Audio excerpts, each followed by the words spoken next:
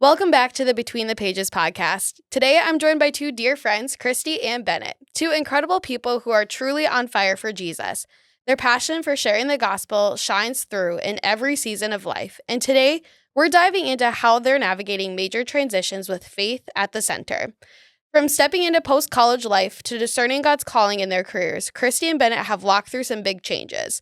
And now, they're preparing for one of their biggest adventures yet, moving to rural Alaska in just a few short months to do mission work. You'll hear more about that journey in this episode, along with some powerful insights on trusting God's timing, staying spiritually grounded in seasons of change, and boldly saying yes to his plan. This is a conversation filled with wisdom, faith, and encouragement, so grab a cup of coffee, get comfortable, and let's dive in.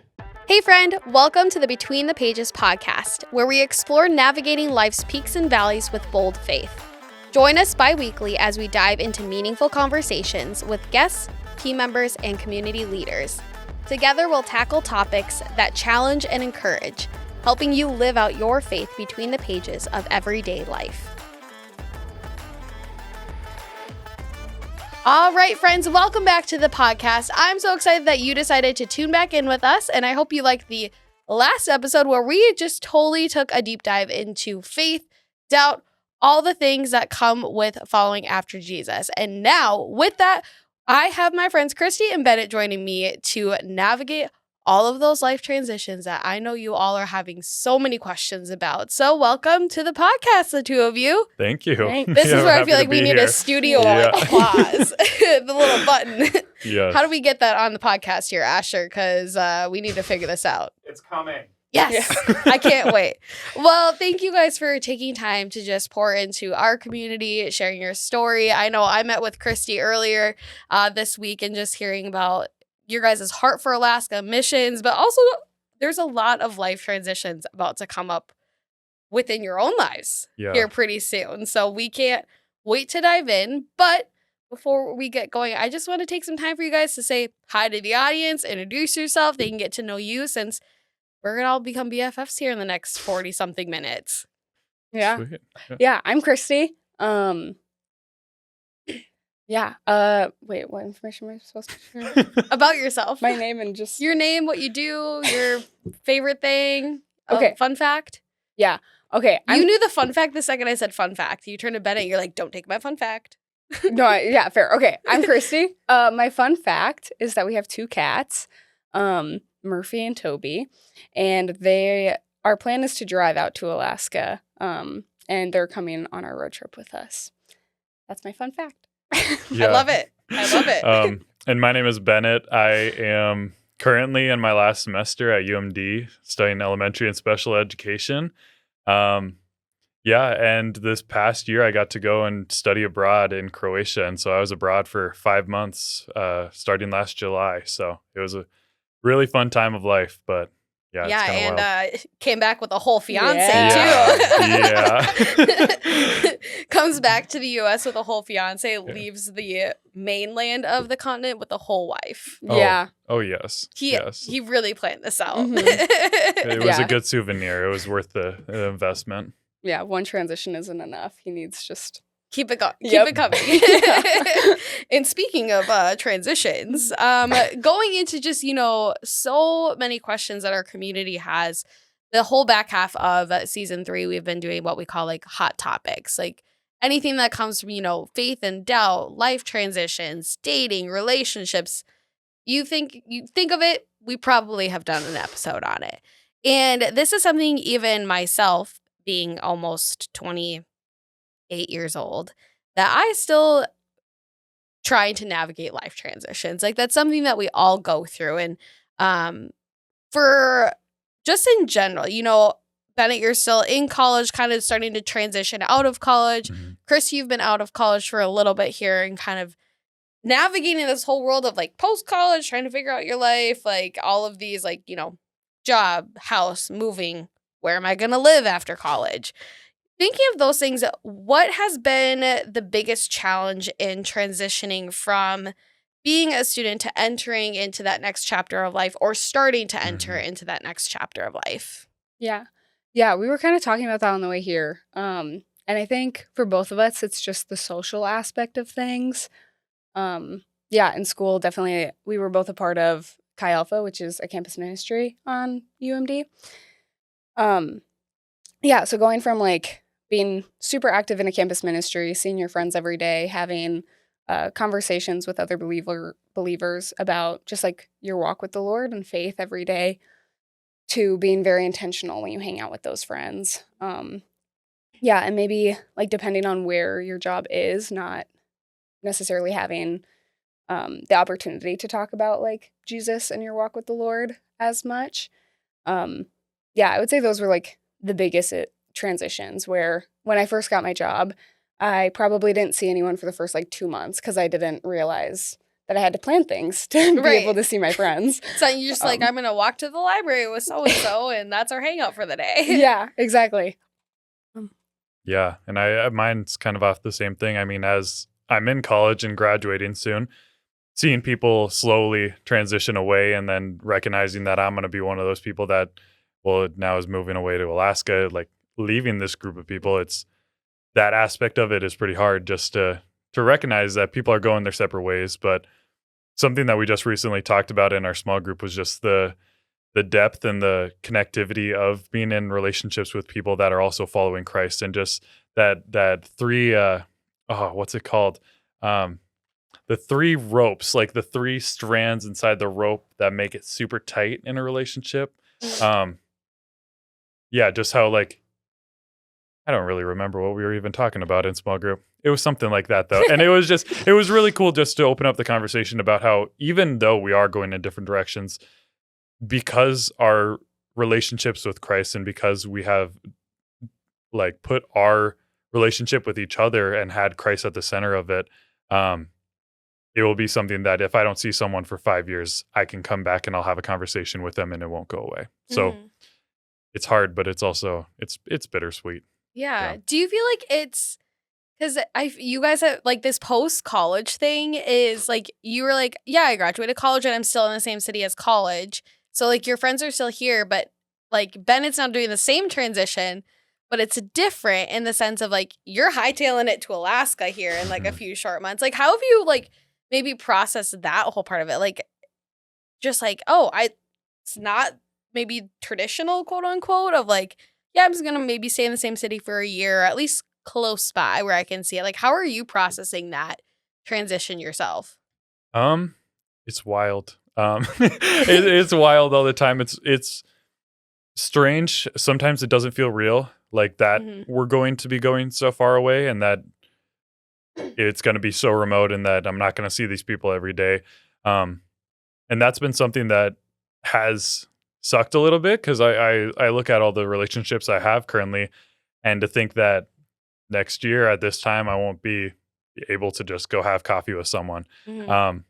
It's hard, but it's so nice to be in a position where I can talk about how the Lord's moving in my life and bring that into a small group or into a large group or into conversations and talk about Alaska. And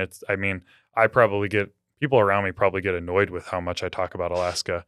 They probably think you're already a citizen of Alaska. Yeah, honestly. Like you were born there or something. Yeah. As I student teach, all the kids there think that, like, they all think that I'm crazy to move out to Alaska. But the ones that don't think I'm crazy they just don't really understand what's going on with it. So it's a strange transitional period, but I'm really excited about it. So yeah, it makes it easier when you're excited about something. Absolutely.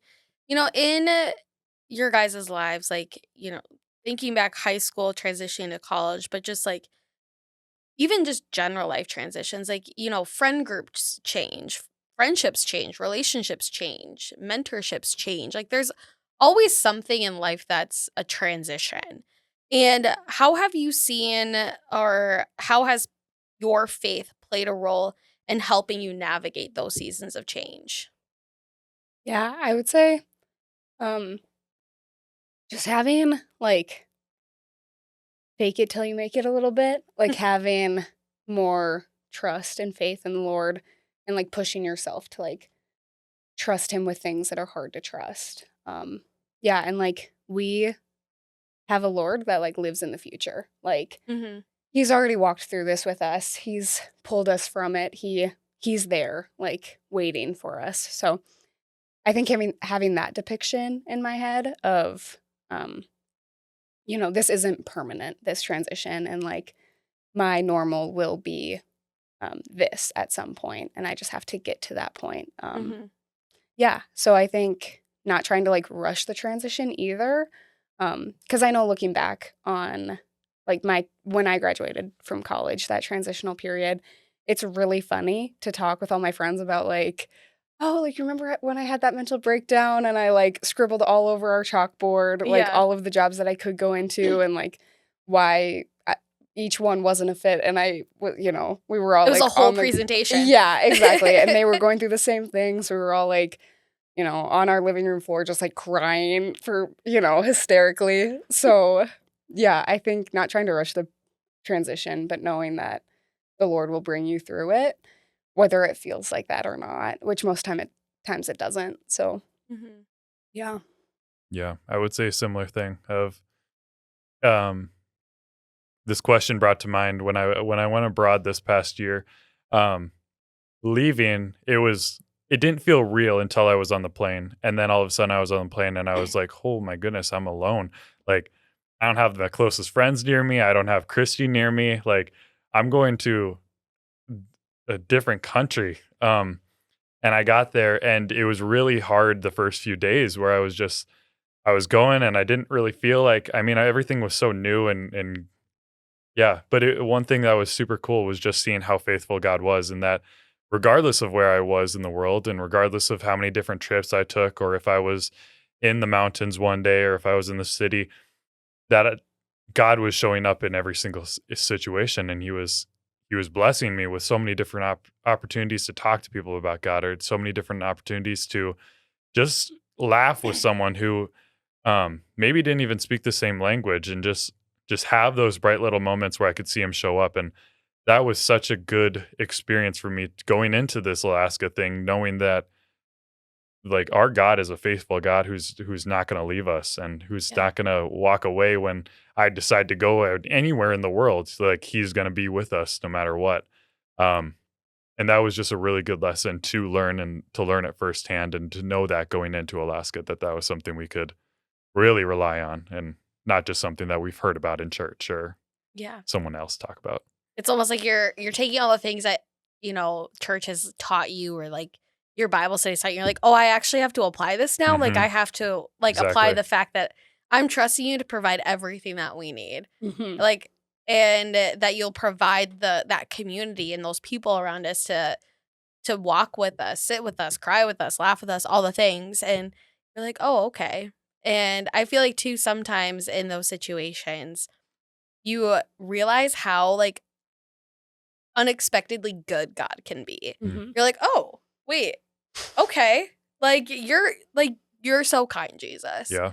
And has there been anything in like your guys' life, past or present, where you've maybe seen or experienced an unexpected way that God showed up in a season of change or a season of transition?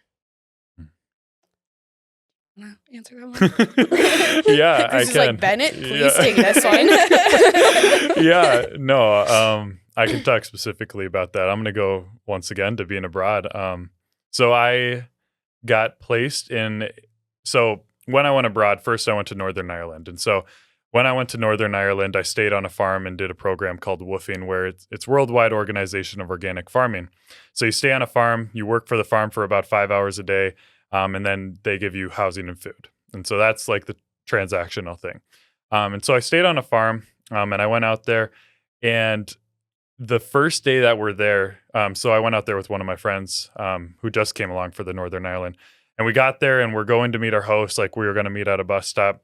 And he picks us up in his little car, and he starts driving. And he's like, hey, do you care if we stop at this camp that I'm working at? It's just a camp that I cater food to.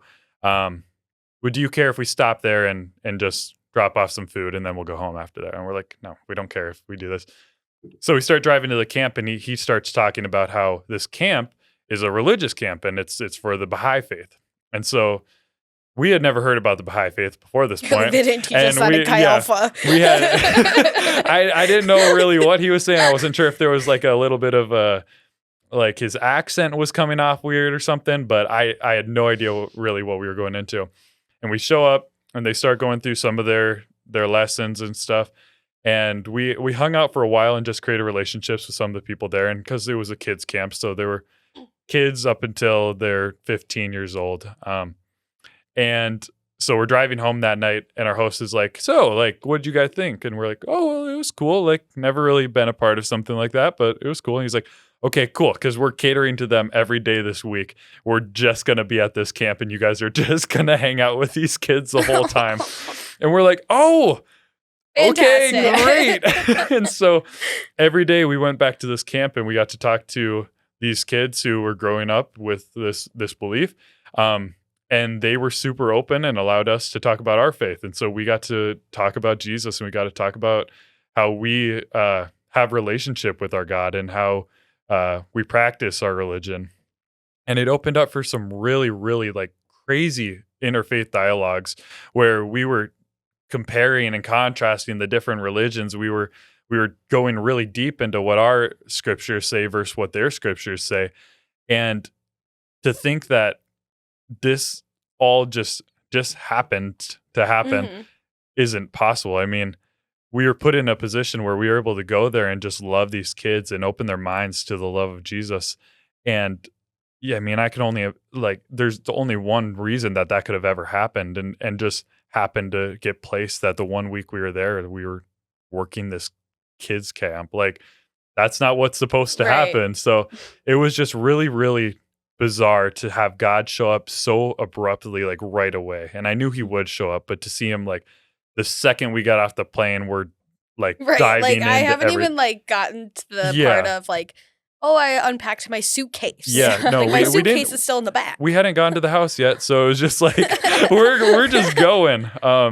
Yeah, so that was just a wild transition and just showed me how much like our God is faithful and how much we can trust in him with these little things and how he's going to show up in every situation regardless of where we are or what we're doing. So yeah, that's really he's a loving God.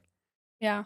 Yeah, I have similar kind of experiences with just the transition to prepping to move to Alaska. It's because we are going for missions, I feel the enemy kind of attacks a little bit more, or not more, because I think transitions are such a stressful time. And you're so vulnerable. Yeah, you're like, exactly. Whoa. What's going on? Yeah, I need some sort of direction. So I've definitely seen like the enemy move in on spaces over the past like year and a half since I've said yes to moving to Alaska. And it's sometimes it like gets to me more so than others. And like we were talking about, there's like the other day, there have been a few times where I've gotten to the point of like, okay, God, like, are you sure? Like I'm at the point of being like, never mind. Like just kidding. So yeah, it's like the like text that you send of like, oh, do you still want to hang out? Just like hoping that the other person is like, no, because you're like cozy on your couch. Yeah. And that's like like I'm cozy on my couch. I'm, very comfortable with my job and my living situation. And I'm moving into a setting that's not as comfortable. So yeah, I've had like my few prayer texts to God being like, hey, is this still something we're gonna do? Right, just need a little confirmation just to make sure. Just to make sure that you haven't changed your mind. Yeah. Make sure you still want to hang out. Right. But yeah, and it seems like the 2 times that I've gotten to that point, it was when we went out to the village and the girls were there were like 16 girls, I want to say, that were all sharing a 2-bedroom apartment, 1 bathroom. And that was like in Anchorage when it was luxury. And then we went to a village and we were all sleeping on the floor of a church with 1 bathroom that had limited water. So like very uncomfortable, which was fine. It was like the lack of sleep that really got to me. But yeah, that was like one of the times that I had that where I was like, okay, God, like I'm cranky and I don't, this sucks. Yeah. yeah, and like, yeah, the Lord just really met me where I was at, and yeah, just like worked through that to kind of like show me that I don't need to be perfect for him to use me, and I don't need to be. It's okay for me to be cranky and still like have a relationship with the natives and share him. Yeah, as long as my sights are set on Jesus, then I can feel my feelings and also, yeah, just like show my walk with the Lord. So yeah, um, that was pretty eye opening. And then I was like, okay, fine. Right.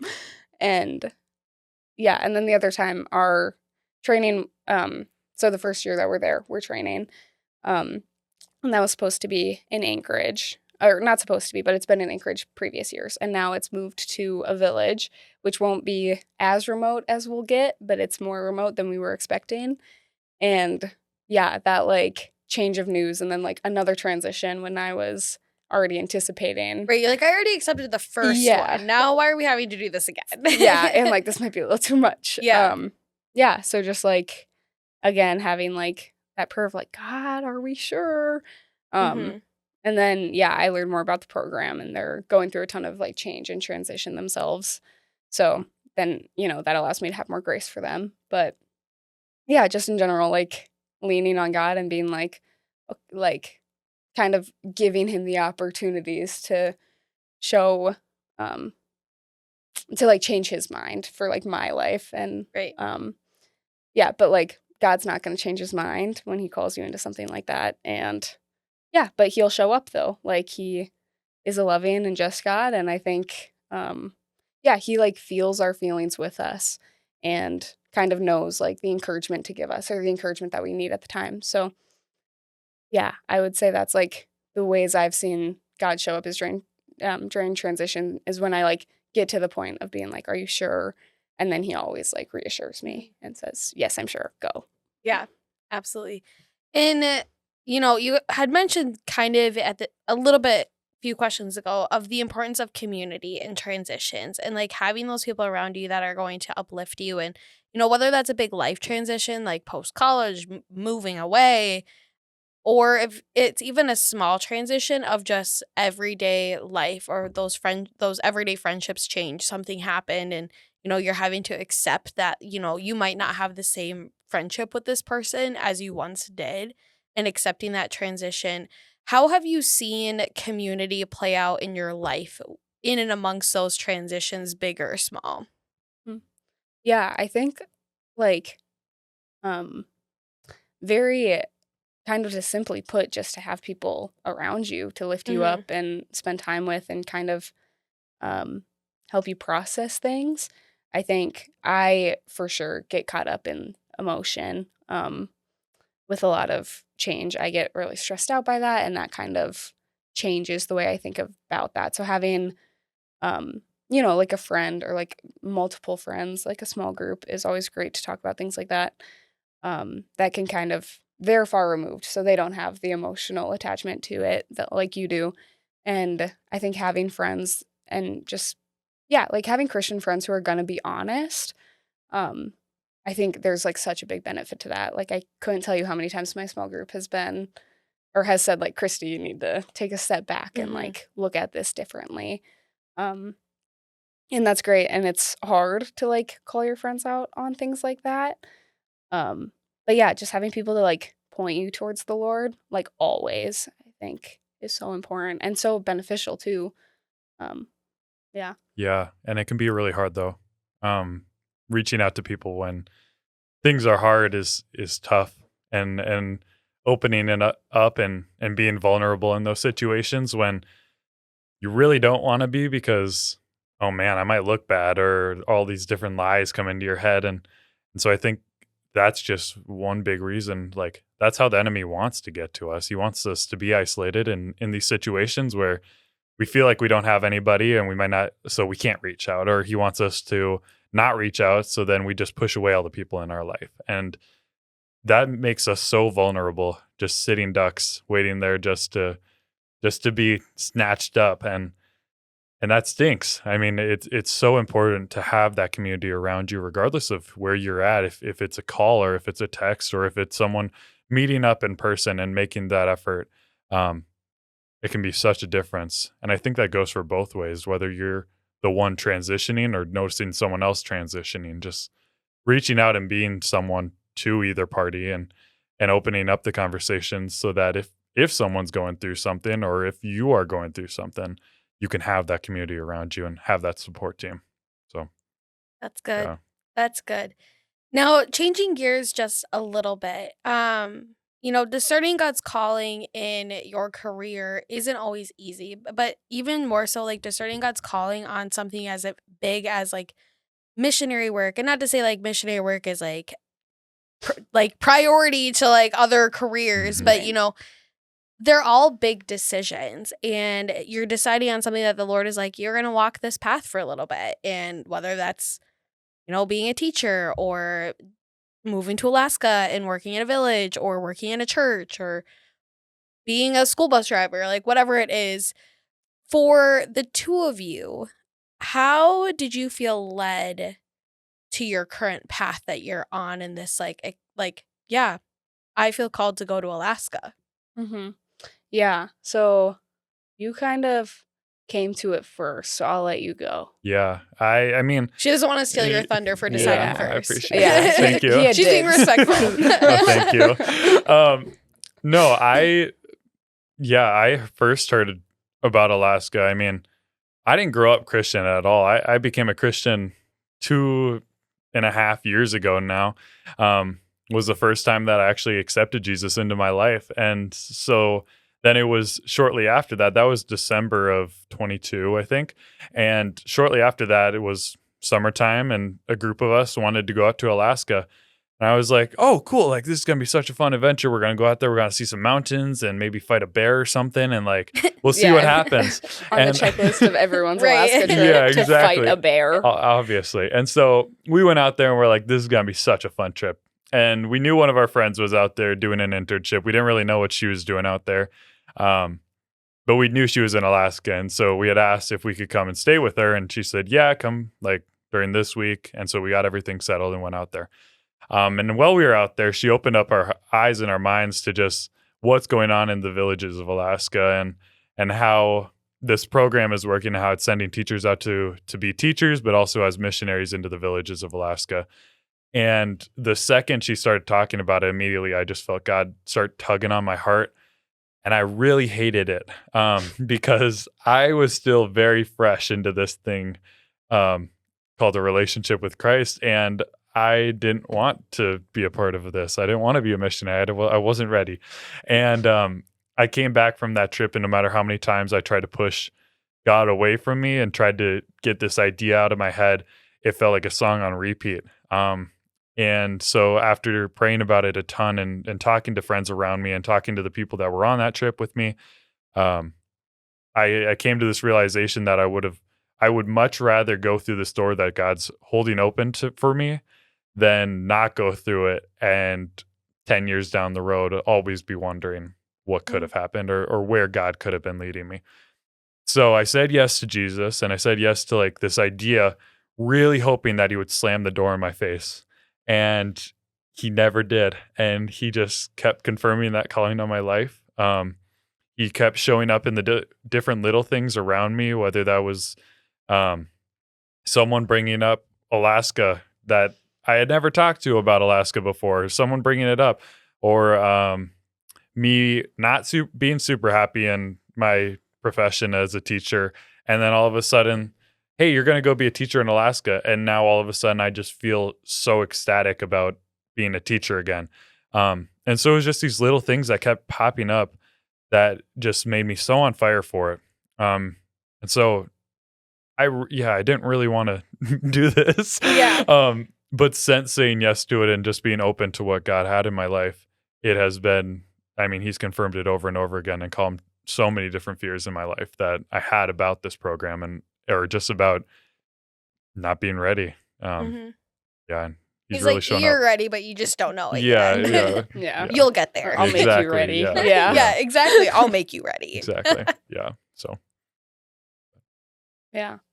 Yeah. So for me, when Bennett was, like saying yes, like, but kind of like hesitantly, I knew nothing about it and this was like fresh into dating. Because he went on the trip to Alaska before we were dating.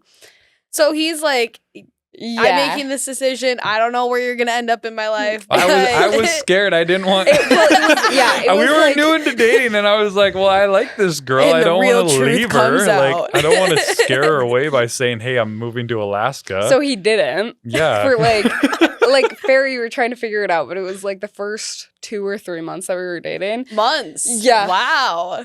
Yeah, didn't say He sat up anything in his about chair Alaska. so hard. He's Yeah. like, "Ooh." Okay. Well, looking back on it, I can see how it probably wasn't the best decision. Yeah. Okay, at the end of the day, now you're engaged. I know. Right. Your God- wedding's only God a makes a few way. months away. Exactly. God makes a way. But yeah, so it he like started talking to me about it, and I think when Steve came, so Steve is like the head of our program, Mhm. and when he came to our campus ministry to like talk about the whole Alaska thing, that's kind of when like Bennett started talking to me about it, and that was like in the fall still, and of last year. And that's when he started talking to me about it, and I was like, okay, cool, like that's cool that like you feel called into something, and that like like that's great, and Mhm. super encouraging, great, amazing girlfriend. And then he kept bringing it up. You're like, stop And I was bringing like, it up. Oh, this might be real for him. Not that I didn't believe you, but at the beginning, I didn't know like how, because everybody gets on fire for the mission in Alaska after Mhm. Steve talks. Like It's like that camp high that's like a week long, Exactly. and then it's like, bye. Yeah. I think if like they had a sign up sheet for people to become teachers to go out in the village, like the day that Steve talked, half of our ministry would have signed up. Like Yeah. it wears down after a few weeks. Mhm. Not for Bennett. Because you accept the reality of like, oh, that's what it is. But Bennett's like, I'm Yeah. there. Yeah. So With or without Christy. yeah. So yeah, that was kind of a stressful few months after that. Because it was just kind of, and we had like the conversation. I remember one night where he, when he went to study abroad, he left early to do like the woofing thing. So we were like, okay, we're planning on being long distance for like 3-4 months. Mhm. So, and then like continue dating for less than a year, and then you go Okay, to Alaska. hold up. We have this timeline here of he goes to Alaska before you guys are dating. Yeah. This is now the fall. You're dating. He's like keeping this a little bit hidden. Mm-hmm. 2-3 months. And then homeboy over here decides to go halfway across the world for 3-4 months. Oh, he had already decided that. Yeah. Man, Bennett, you make some pretty big decisions in a short amount of time. You're like, bye. Well, I know. Hey, that's I'm a how you very know she's in it impulsive for the long person. haul. Yeah. Yeah. Yeah. Yeah, she deals with me. Yeah. So when we started dating, it was like, and that was like a reason too, when we started dating, where he was like, I don't want to date because I don't want to do long distance. And Well, look at you now. anyway, and then he kept leading me on, and I was like, okay. Oh my gosh. Do you know All what This right. now turns into the part All 2 right. of the No, tell-all dating Yeah. series. Oh my goodness. But So you do long distance for 3-4 months. no, that was later. So Okay. he didn't go study abroad until like June or July, beginning of July. Yeah. So, and this was like still in the fall, but like I knew it was coming. Like I Mhm. knew that there was going to be like that long distance. So yeah, and we like have both been long distance in previous relationships that like wasn't the most ideal situation. And like just hard. So it was like, okay, like long distance is going to grow our relationship. Like we know And also that. a transition of And like, also, yeah. how do we do this now? Well, exactly, yeah. And it's like that's a lot to figure out, and it's worth it because like I love you, but also if like we're gonna break up when you move to Alaska, then it's not probably worth it. Or like why? Like if this Right. isn't like Break if my we're heart now, getting... not later. Don't waste my time. Don't Well, play games. Yeah, and Mhm. like it wasn't it wasn't playing games, but it was like, are we gonna get married or are we gonna like break up now? Like that was Right. kind of the two options, and just the conversation we had was like, okay, do we like do this? Like, do we stay in a relationship? Because, you know, going long distance, having whatever, that's just going to make the breakup so much harder when you do go. And for me too, it was like, okay, this is like, I'm not going to be the reason he doesn't follow the Lord into something, or like go into something that the Lord has for him. So that was like super conflicting and super stressful, and like kind of governed every aspect really of like my faith, where I was like clenching onto my relationship and like my job and my plan, and like even like could I make like my career work in rural Alaska? Like probably not. But like just trying to figure it out in every way I knew how. Which is not very much because I'm human and I don't know anything. But yeah, so that was in the fall, and then it was like a few months of just like, okay, we're not thinking about it. We're not gonna worry about it. We're not gonna whatever, and just like pretend that it doesn't exist. Also not healthy. I should have just prayed about it. Like looking back, I'm like, just pray about it. Like you probably would have come to the, you know, where I'm at now way sooner if I would have let the Lord in. But yeah, so anyway, then we had a winter retreat with our campus ministry, and it was there, and Steve then came again to talk about Alaska. And it was after that he spoke during that time of worship that I like Steve's words about the mission just kind of resonated with me differently. And I had heard about the mission like many times before this. Like he had come to our campus ministry twice before this. I had heard our friend who's out there right now, I had heard her talk about it, Bennett talk about it. So I like, it wasn't new information by any means. And I had seen the same exact video that he showed. So it was like all same old information. And yeah, but like the difference was I like listened. I like surrendered everything. And yeah, kind of like it broke my heart and kind of like broke me down a little bit to be like, okay, Lord, like take Bennett if that's what you want. Like I'll break up with him. Like you're bargaining with God a little bit. A little bit, yeah. Because it was like, and it wasn't like if you do something for me. It was more so just like I don't see how this could work, and yeah, a little bit of like, instead of asking God, like, hey, what do you want? It was more so just like, okay. This is what I want to happen. Yeah, or like, this is what makes sense. Yeah.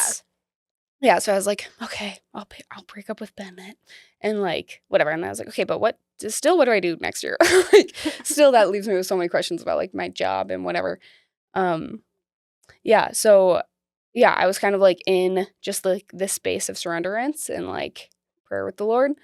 And yeah, I just like felt like kind of like this calling, mission, pull, whatever on my heart that I've had like forever, like so heavily. So to explain that and like some backstory on that, I had a foster brother growing up, and yeah, my family first, like he was placed with my family first when he was a year and a half and I was 14. And then I kind of had him like throughout growing up, or like from 14 until I left for college. And that was like such an experience, like so big and influential on my life. But also like, yeah, just taught me, like, I would say he was the first person I ever discipled to, and taught me so much about like faith and trust and, you know, what God's grace and mercy can look like, and how sometimes that doesn't feel good. Like, the way that like the Lord took care of my foster brother is not the way I would have chose. But like now in hindsight, I can see like the fruit of that, and like, you know, the Lord's timing and his plan and everything is perfect. And, you know, but yeah, so I really had to like trust in that at the time, which was like incredibly difficult. But also, yeah, so eye-opening to what the Lord had for my life, where I, you know, since then I've known I want to work with abused and neglected children and like minister to them, like share the gospel with kids who might not be coming from safe home environments. And I always kind of assumed that was like with foster kids because that's what my foster brother was. But yeah, so I knew that was like my personal mission, I guess, that like the Lord kind of assigned to me. Yeah, so then like jump back to this time of worship at this retreat, and I'm like, okay, what do I do next year? Like, what do I do about this relationship? Like, I'm ready. Like, I'm listening. I'm ready. Like, I give them to you. And like, yeah, I was like, I'm trusting what you give back. Like, I'm trusting what you have for a career, but like, please make it something that I like, you know? Right. Like, can we Like at if I least had agree a on say it? in the situation, this would be ideal. Right. Mhm. Yeah. Yeah. And then it like, everything just came down like so heavy, but like also it gently, I guess. Mhm. It's kind of hard to like, explain how I was like feeling, but it was, everything clicked. Like, it was so obvious where I was like, oh, this Like your eyes just kind of open to all of those like Yeah. seeds that God had planted. Mhm. And something I love about, I think in situations that you, in both of your guys is kind of like this, not come to Jesus moment, but this like yes moment is there's going to be a time where, and you had said these words, Christy, and it made me think of this was, you said, this is what my plan is. Like you're holding tight to this. This is the ideal thing. I'm going to graduate. I'm going to be a teacher. I'm going to graduate. I'm going to work with kids. Like this is my ideal situation. And God in his goodness and his kindness is going to plant these random things that you're like, yeah, I've heard this thing 15 times. Bennett's gone to Alaska. Like my friend, cool, like awesome. But then there comes this moment of, surrender, and this moment of, just letting go and being like, okay, God, like, I'm going to surrender this. There might be a little bit of like, here's just a few tips I would have for you to write this story. Like, Right. but there comes to this moment where you realize like our God is so big and he's infinite and he's in the future and he knows what's best. Like he even says like he's going to like have plans to prosper you, not to harm you, like to give you a hope in the future. And once you realize that and you like are like, okay, God, that's where he's like, now see how everything's clicking. You know, see how I've had this plan for you like years before. Yeah. And now your eyes are finally open. Oh, for sure. Yeah. And I think that's something like, even for anyone that's struggling with something is like, take that time to be like opening up your hands to Jesus. Be like, I'm just going to receive at this point and like give back to you and listen. And I think that's so like present in your guys' story as you're getting ready to move to Alaska and saying yes to the Lord. Like, I swear, yes is the hardest word to say. And it's only 3 letters. Like the first or second episode ever of the Between the Pages podcast was called The Hardest Word to Say. And how saying yes is always the hardest. And, the very first yes is we're saying yes to Jesus. And then it does get easier over time, but it's still hard. And it's still like, okay, you want me to move to Alaska in the middle of nowhere and all the things. And so in our story, you both have said yes. You both have accepted. Bennett's over in wherever at this point. Like, does he know that you said yes? Like, when did you tell him, like, hey, I'm coming to Alaska with you? Yeah. Well, I had agreed to go on a week-long trip to see a village before this point, and you knew about that. Yeah, so I had kind of like gone into the retreat with a little bit of like an open mind towards that. Like I had given like 1/4 of a yes. So like, God, I'll give you a chance. Yeah. Here's your Prove chance. It to me. Prove it to me. Yeah. So he knew about that, and I think I told Grant that I said yes, like to the call to Alaska before you, which is Bennett's best friend. So Grant knew before you. I guess. How do you feel about that? I feel like we're in like a therapy session. How do you feel about that, Bennett? No, I think, it's funny because I also talked to one of her best friends about Alaska who had also the power of community, friends. So, the power of community. Yeah, right. So I think that it's good, and it's good to open up and talk about these things. And like, if she would have just came to me right away and been like, I think I'm ready to say yes. I mean, I would have blown up and just been so excited, and we wouldn't have talked about any of the negatives, and like it would have just been like, oh yay, like we're going to Alaska, right? Where I'm sure Grant was like, okay, like why are you feeling like this? Like let's talk about this. So I think it probably was best. We do have good communication also. We do. I don't usually his friends before we do. Yes, we do talk to each other first sometimes. I think it was such a God thing. Grant was just like the first person I saw. Like it wasn't whatever. And I had talked with Grant a little bit about like with the inroads or like the week-long trip. I had talked to Grant about that earlier, like prior to the trip. and just like saying, yeah, I'm giving it a shot. Like, it's something that I'm thinking about, but I refuse to go to Alaska for Bennett. Like, I refuse for that to be the reason. And like, I'll give it a shot, but like, my answer is no, right now. And so I found Grant, and was like, hey, I think I'm gonna like do the Alaska thing. I think this is gonna be my plan. And he was like, oh, like, no way. Like, so excited about it. Didn't like, just said whatever Grant says. Whatever Grant says, insert here. Yeah, literally. It like, just like, cool, I guess. I don't even remember what he said.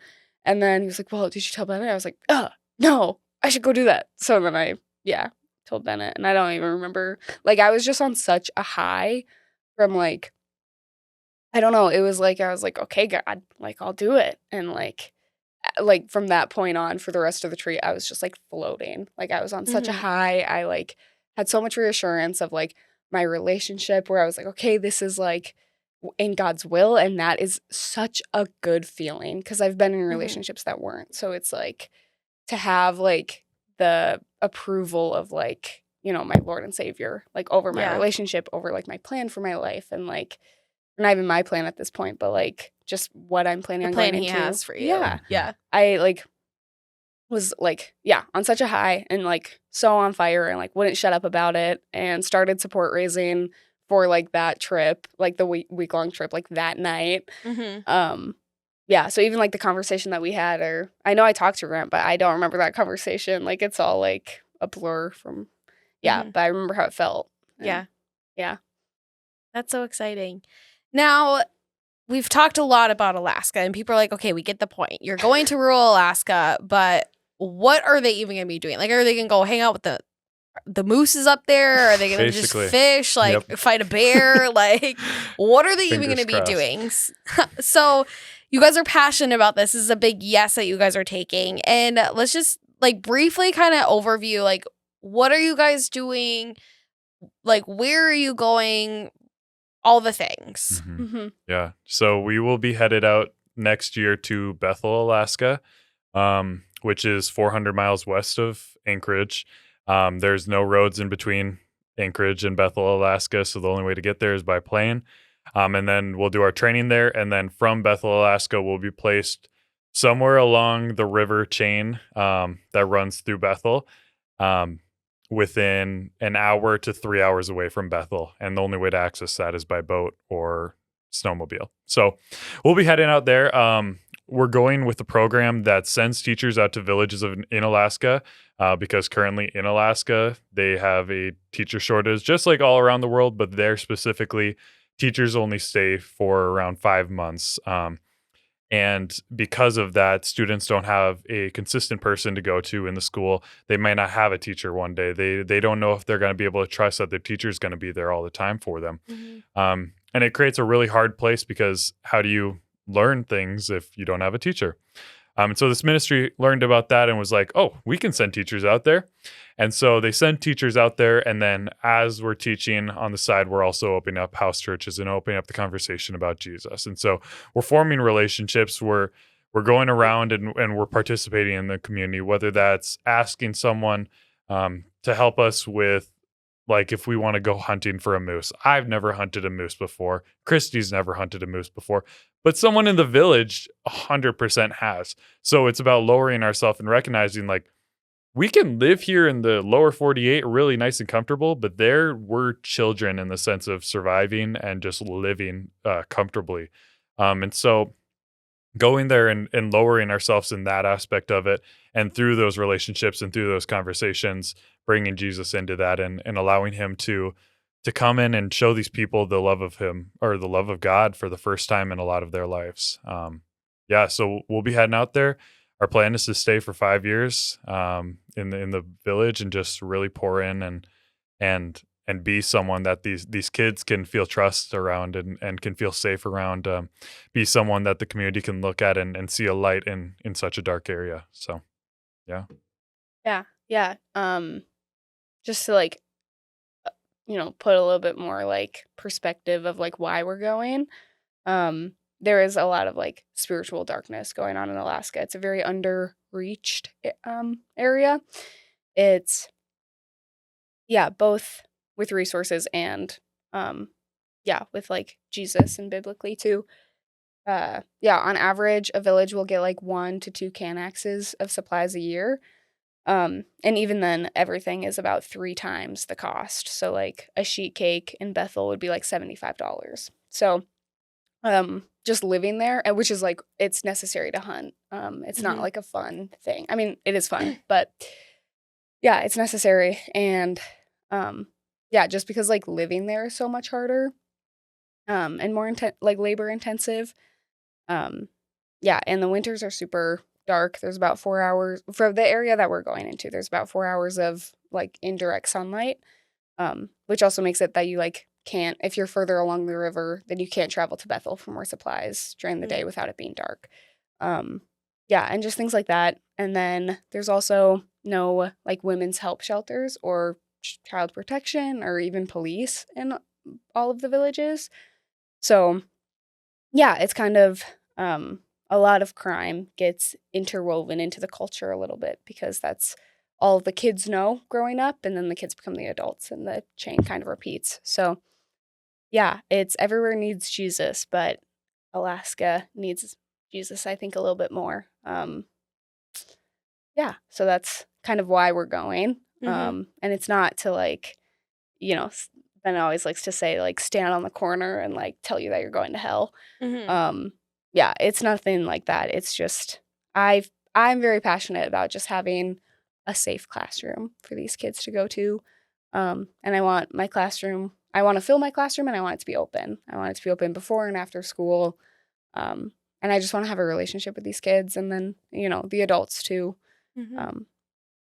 And then working through that to share something that I believe in and love so much, which is Jesus. Yeah. Yeah. And another really hard thing is that Alaska, you can make Alaska look really good online. You can show all the pictures of the mountains, you can show the moose, you can show the bear, and you can show this beautiful river. But what you can't show is the spiritually dark place that some of these places are, and how it has become a place that has a loss of hope, has a loss of love, has a loss of future for a lot of these kids. And that can lead to alcoholism, and that can lead to suicide and depression. Alaska, like, these are really, really present issues in the villages.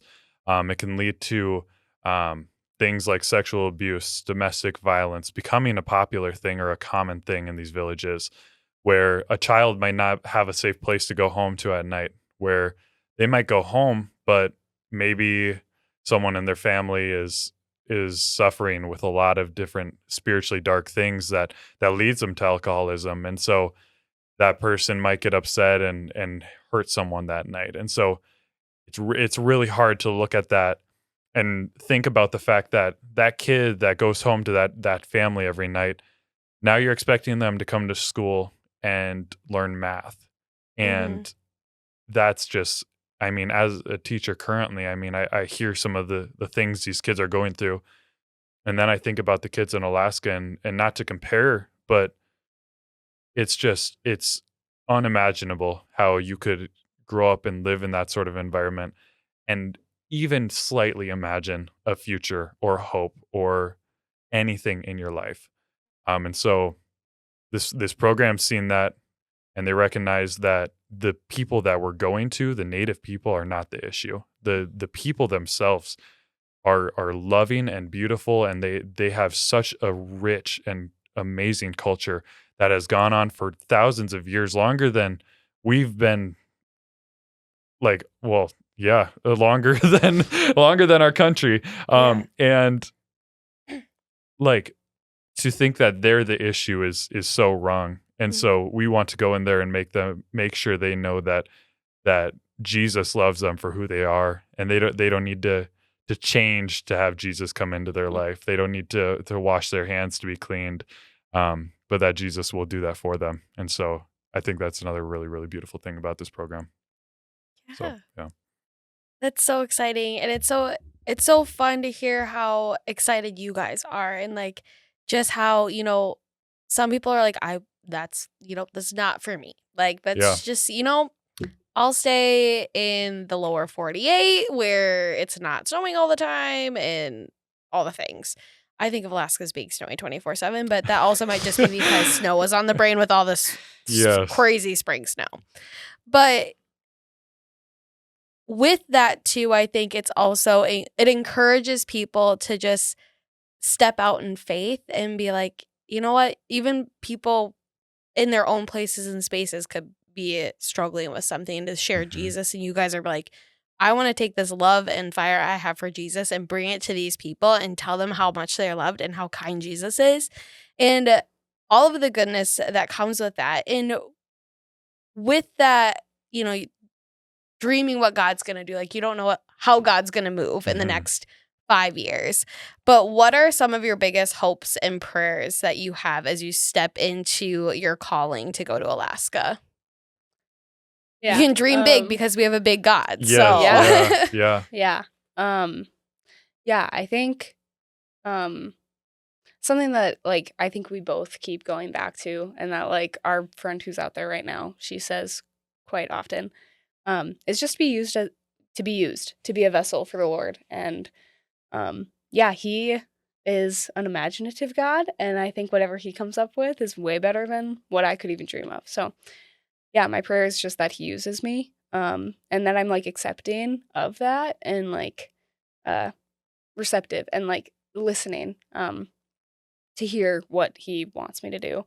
I think another story that like really inspires me from what's happening in the village already with the teachers that are out there is there have been a few bathtub baptisms just like in the teacher housing. And I would like, I mean, if it's not within God's will, then I don't want it. But that would be so incredible to baptize someone in a bathtub, I think. So I think, and she comes back 5 years later, is like, I had 50 bathtub Dude, baptisms. oh my God. She has marks on the wall for each one. Yeah, I think that would be like, Catch us in season 10 where we have Christy and Bennett back. Yes. Yeah. No, and similar things of just opening up to the community, opening up our hearts to what God has for us.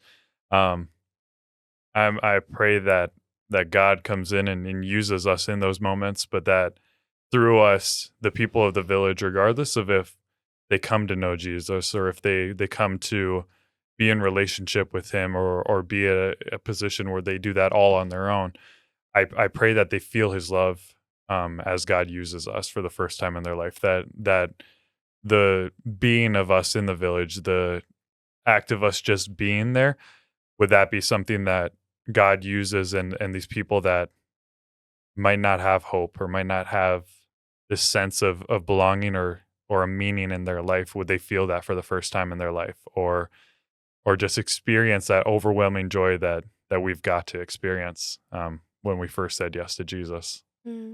So I just pray that God uses us in those moments and allows us the opportunity to do something like that. So For sure. Yeah. Well, friends, how can our community, how can people that listen to your story feel inspired by what you guys are doing, where you're going, want to support you guys, whether that's prayerfully or financially? How can they go about that? Like, what is something that they can do? And I'll give you all a few directions after that as well. But I'm gonna turn that part to Christy and Bennett. Yeah. Me. Are you? Right. I thought you were gonna like rock paper scissors No, it or something. yeah. I was like, we all can. right. No, on the way here, it was so funny. We like looked at like the notes for the episode, and then it was like, we need to ask for money. Oh my goodness. At this It was She point, a just joke. ratted you out. Oh my well, it was like, goodness. at this point, we'll look to the camera and be like, give us money. No, that is, So that was your cue. all right. That was your cue. I like the communication going on right Thank you, now. Christy. No, yeah. So we are support raising for this. Once we're out in the village and we're teaching in the village, we're fully funded missionaries, which is an amazing thing because the government pays you to be a teacher in the school. But during this upcoming year, we have a 10-month training that we'll get ministerial training, we'll get cultural training. We're going to learn all about the history, about like the actual cultural aspects of the natives. But then we're also going to get survival training. So we're not just going out to Alaska and having to fight a bear. And and getting frostbite on the first day and dying. Cristiano and dying. Yeah, exactly. So we don't want to do that right away. Later on, 5 years down the line, it's okay, but not right away. And so it's survival. It's all these different things. And so we get to support raise during this time where we get to support raise $70,000. And so far, I mean, God has just been blowing us away one step at a time. And we just passed our 1/3 mark of the way there. And it's been such a crazy experience to be here and just feel his overwhelming love day after day after day. And so that is something that we're still asking support for in just finances, monthly or one-time donations. That would just allow us to go out to Alaska and do this thing that God's called us to do, and be there and be a people that can love on these people. So that's the one thing. The another thing is the prayer aspect of it. We recognize that we can go out to Alaska and we can be the hands and feet on the ground, and not everybody can do that. Actually. And we recognize that we're going out there with this relationship with God, with a relationship with each other. We know that we're going to have some sort of a community out there of different teachers, of different people part of this program. But we want a huge team of people back here praying and supporting us because we know how much God can move in that. And so currently some things that we're asking just for prayer over is one, support raising, but then also as we go out to Alaska, would God just be with us in every moment of it? And would he protect us in our drive out there? Would he protect us in our time when we're in Bethel? But would he also just allow us opportunities to share his word? And would he push us to be in that position? Would he nudge us in different moments to just bring up God, bring up Jesus's name? So those are two really big ways that we can feel supported right now. Yeah.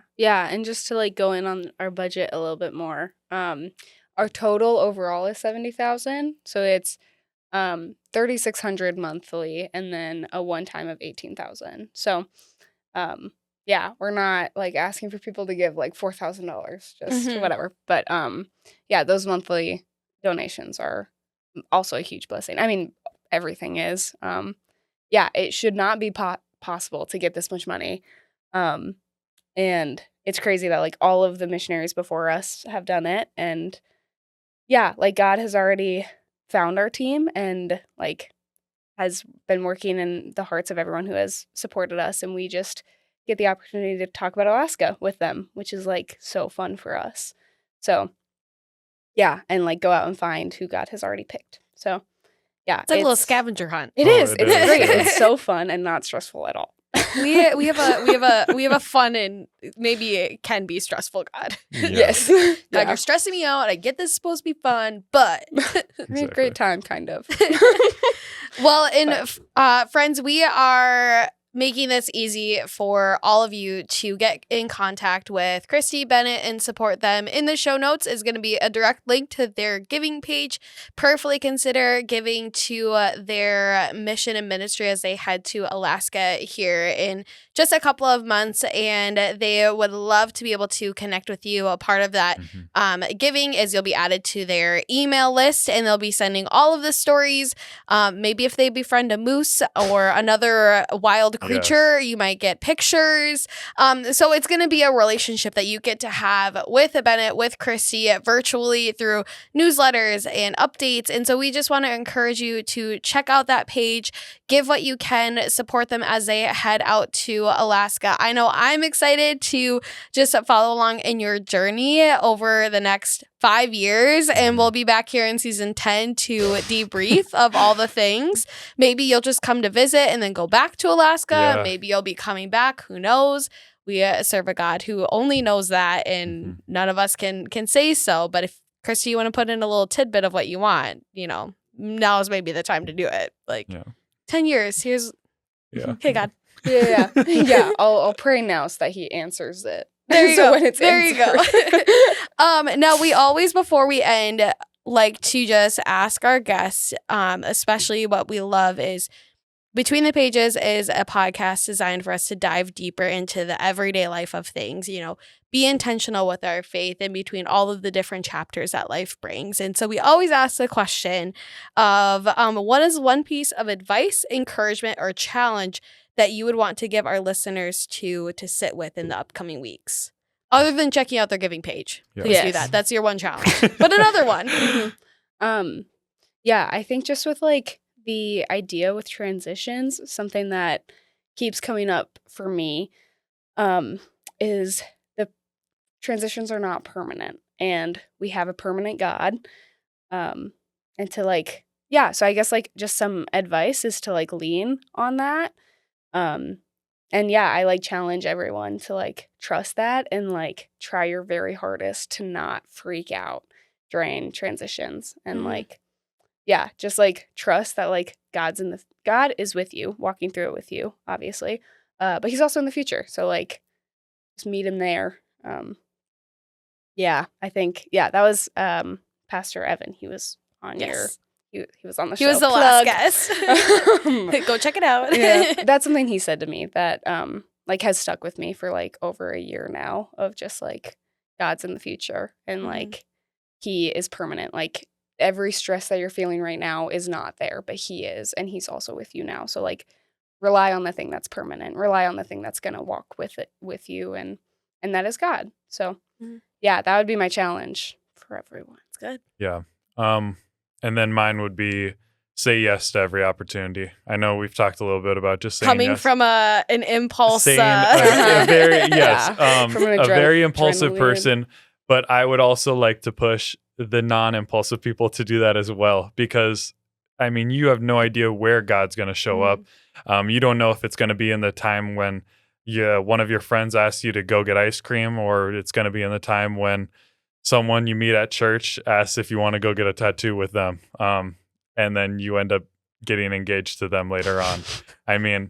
I need to know, though, are we getting Alaska tattoos before we leave? Oh, I already have Alaska tattoos. Okay, well, are you getting another one to commemorate, I don't going know if to we'll Alaska? do one before we leave, but definitely, I plan on getting a lot of Alaska tattoos. Yeah. So. Well, maybe not of the state, but I have a fish. I'll show it for the YouTube viewers. Show it for the YouTube viewers. Yep. Oh, that's a nice fish. But anyway, that was anyway, but we're going to get so many tattoos in Alaska.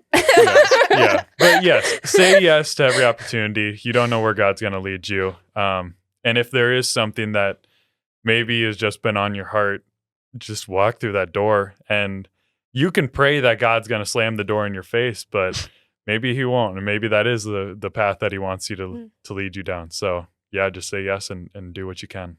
But awesome. Yeah. Well, thank you guys so much for joining us on the podcast. It was so fun to listen to your guys' story, and even more of just how you guys met and your dating journey and discovering we're going to Alaska. I think we all uncovered a lot of fun things today. Yes, indeed. They're we're going to debrief in the car after this. Well, thank you so much. We appreciate it. And we are so excited to just walk with you on this journey that you guys are going on to Alaska. And for all of you that are joining, listening, all the things, you know what to do. Head to the show notes. Check out that link to Bennett and Christy's giving page. Prayerfully consider to partner with them financially. But also, if you want to just connect with them, feel free to send us a DM on Instagram, Facebook, comment on YouTube, and we'll make sure that you guys can get connected. They would love to share more about their story, their heart for the ministry and the mission that the Lord has for them in Alaska. And as always, we encourage you to like and subscribe on all of our platforms. Because of you liking and subscribing, it helps us to reach more viewers, more listeners, to have these heartfelt conversations of how we can live life in between the pages. So thank you so much. We'll see you here in a couple of weeks as we continue our hot topics in season 3 of Between the Pages. Thanks for tuning in to this week's episode. If you enjoyed today's conversation, don't forget to subscribe and rate our show to stay up to date on our latest episode releases. We'd love to hear from you, so head on over to our website or the gram, say hi, be encouraged, and join the movement as we continue to boldly seek after Jesus together. We'll see you next time on the Between the Pages podcast.